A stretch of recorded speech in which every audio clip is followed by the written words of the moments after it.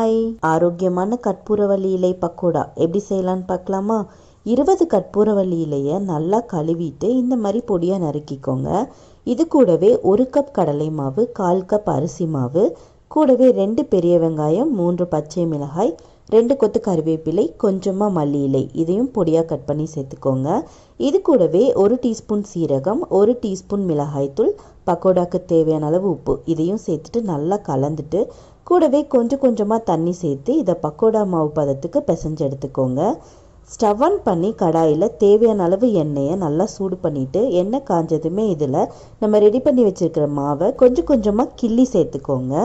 மிதமான சூட்டில் இந்த பக்கோடாவோட எல்லா சைடுமே நல்லா வெந்து எண்ணெயோட நுரை அடங்கி பொன்னிறமாக வேகிற வரைக்கும் விட்டு எடுத்தால் நம்மளோட ஆரோக்கியமான கற்பூரவள்ளி இலை பக்கோடா தயார். நீங்களும் இந்த ஆரோக்கியமான ரெசிபியை ட்ரை பண்ணி பார்த்துட்டு ஃபீட்பேக் சொல்லுங்கள்.